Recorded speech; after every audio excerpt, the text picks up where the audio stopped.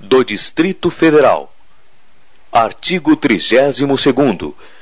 O Distrito Federal, vedada sua divisão em municípios, reger-se-á por lei orgânica, votada em 2 turnos, com interstício mínimo de 10 dias e aprovada por 2/3 da Câmara Legislativa, que a promulgará, atendidos os princípios estabelecidos pela Constituição.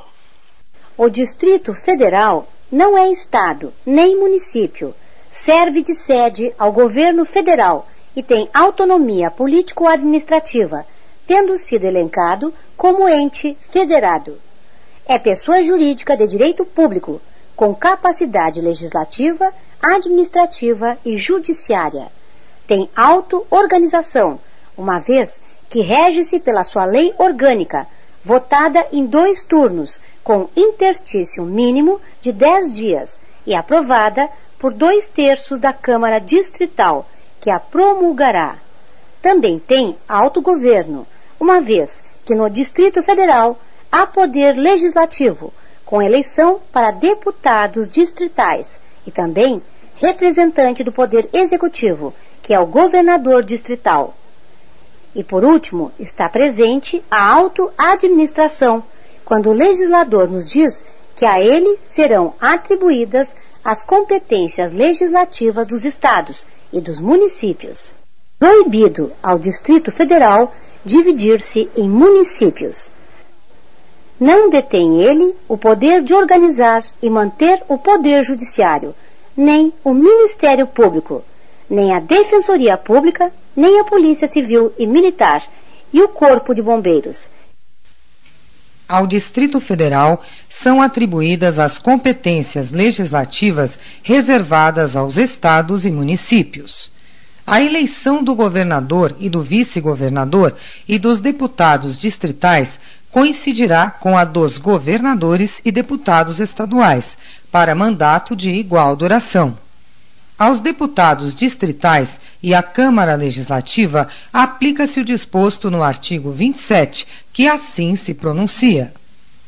O número de deputados Assembleia Legislativa corresponderá ao triplo da representação do Estado na Câmara dos Deputados e, atingido o número de 36, será acrescido de tantos quantos forem os deputados federais, acima de 12. Lei Federal disporá sobre a utilização pelo Governo do Distrito Federal das polícias civil e militar e do Corpo de Bombeiros Militar. Dos territórios. Artigo 33º. A lei disporá sobre a organização administrativa e judiciária dos territórios. Enquanto os outros entes federativos são dotados de autonomia, o mesmo não se aplica aos territórios. Eles não têm autogoverno, nem autolegislação. Os territórios são mera autarquia federal, na esfera da União. A União tratará os territórios como se fossem estados, que ela mesma administra. Ali, arrecadará os tributos próprios dos estados-membros e dos municípios e realizará despesas, elaborando contas que serão fiscalizadas pelo Congresso Nacional, após serem analisadas pelo Tribunal de Contas da União. Se o território for grande, isto é, tiver mais de 100.000 habitantes, então receberá um tratamento especial.